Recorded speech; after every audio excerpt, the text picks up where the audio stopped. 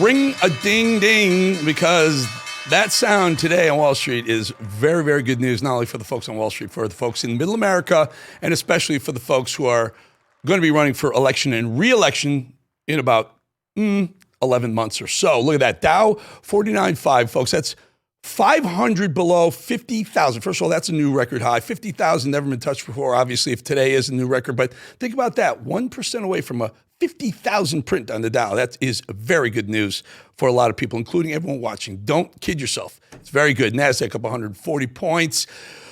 Ooh, let's talk a little gold. $8,500 an ounce. Remember that $220 down day? It's all come back. It's all come back in, 3 trading days of since it crashed. Oil, good news, down $1.44. I will tell you, crypto, not bad. Take a look at Bitcoin, down a little bit today. Not horrendous, 92.5. Got up to over, I think it was 94.8 this morning, down off the highs, but this is good. And a good, nice, strong market, you want people to take profits so that they're not selling into a nice run. Once they're out of the way, crypto can take off, I still believe. I told you just before the end of the year, I think crypto was going to make new highs this year. Alrighty, today marks the 5-year anniversary of January 6th, the day that changed the lives of over 1,500 people, really changed the lives of almost every conservative American. Absolutely. These people were falsely charged with assault, trespassing, disrupting Congress, and conspiracy on the evening of President Trump's inauguration, January 20th, 2025. He pardoned or commuted every January 6th defendant. Today, the victims of January 6th held a press conference and a march towards the U.S. Capitol, and our own RAV host of Law and Border, Ben Bergquam, is here to tell us about it. He was with that group. Ben, today's press event was an opportunity for those who were charged in January 6th to tell their stories. You've been part of this the whole way, not just today, the whole way through since the original 5 years ago. Tell us about it, Ben. Yeah, a little bit surreal. I was here January 6th, 5 years ago today, the 5-year anniversary today, and walking from the Ellipse, bringing back the memories of listening to President Trump, the speech. It was a beautiful day. It was a freezing cold day for those that weren't here, incredibly cold, but people's spirits were high. They were hopeful. They believed, based on the evidence that they had seen and that I'd seen, that something could be done, or at least that Congress would slow it down. A lot of people forget this, that there were several congressmen and senators who agreed to try to stop, at least to review the election fraud that many millions of Americans believed happened. That was the plan that day, was to actually just put the brakes on and say, wait a second, can we at least get the information and review this? And then we saw what happened. The march down to the Capitol, the Fed's direction. We're just finally getting the actual information out about what actually caused that, what caused the police to shoot tear gas into the crowd. And then that tear gas actually went back on them, and it drove them back to a defensive position. And so all these choices that were made basically to cover up election fraud. And so today was a day to come back a year after President Trump had pardoned. 1 year ago today, a lot of these folks were still in prison, and they were pardoned the night President Trump swore the oath of office a second time. And now they were able to come back and actually celebrate their freedom. But it's not the end of it, Eric. This is just the beginning. The trauma that these people have gone through, many of them lost their homes, lost their jobs, lost their livelihoods. Many of them lost their families. Some lost their lives. We had many suicides, 4 killed the day of January 6th, but many more that have taken their lives in the years since. And so this is the beginning of reconciliation, beginning of healing for a lot of them, or the continuation of healing. But the message I heard over and over and over today was, they're not going to be satisfied until the people that are actually trying to undermine this country, the deep state that were weaponized against them, are actually held accountable. And that's the message. They need to be restored as people, and they need the people that caused the real coup against President Trump, the real insurrection for the 4 years of President Trump's first term, to be held accountable. Ben, I think the big question, Ashli Babbitt, she was, as we all know, fatally shot by a United States Capitol policeman on that January 6th day. Her mother, Mickey Withoff, spoke today. Let's just take a little soundbite from that. The American people were attacked by the police that day. My daughter was shot by a police officer who had a disciplinary record that dates back decades. And in any other police force, he would have been fired, not promoted. He's been protected. He's been honored. He's got raises. He's benefited both professionally and financially from the death of my daughter. So I want to see Michael Leroy Byrd held accountable. Yeah, Ben, famously, he shot through the door. You know, there was a crowd on the other side. He shot through the door. I would say assassinated Ashli Babbitt. Call me. It's an opinion. It's not Rav. That's me. Didn't see a need to do that. Where does he stand? Is he still part of Capitol Police? Yeah, no. As Mickey said, he was promoted after that.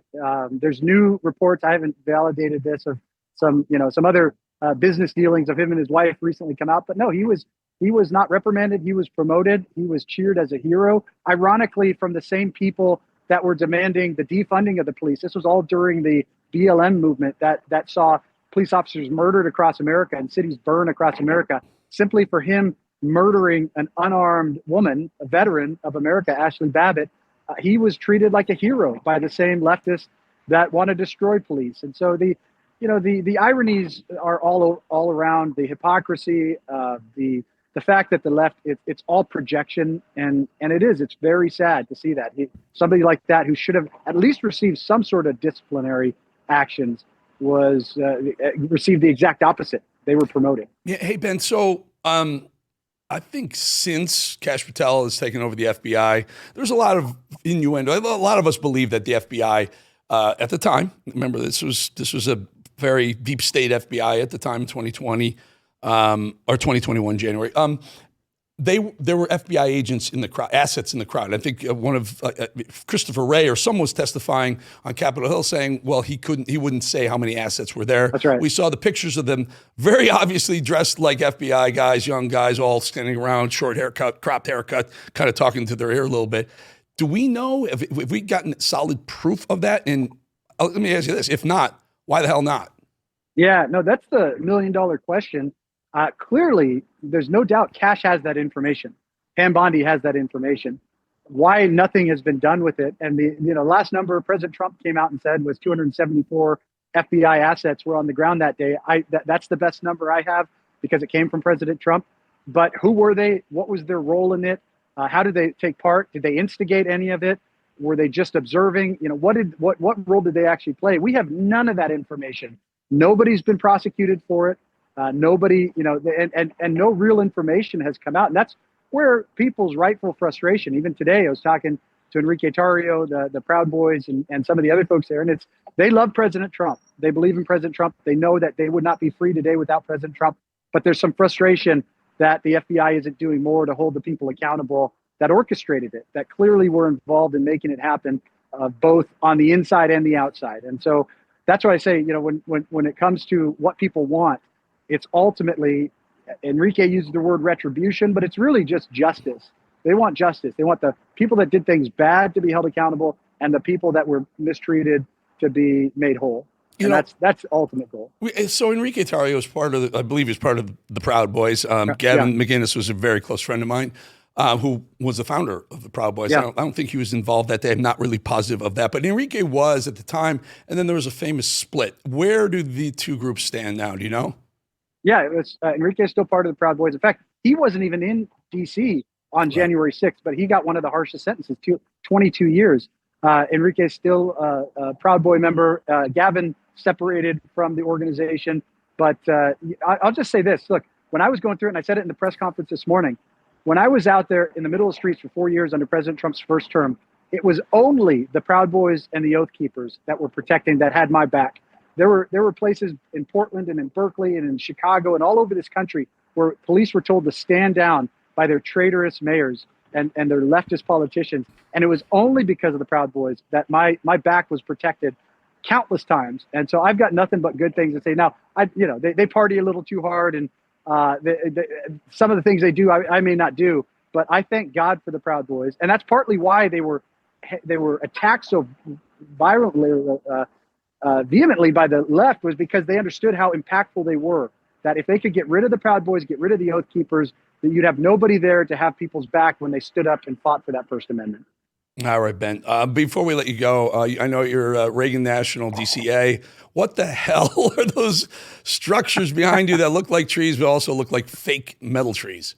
Yeah, so it looks like some sort of vine structure. Undoubtedly, it costed millions of dollars. The DC is where money goes to burn. I can't imagine how much this cost. I don't even ever know if anyone knows this is over here. It was clearly really expensive, and it's very ugly.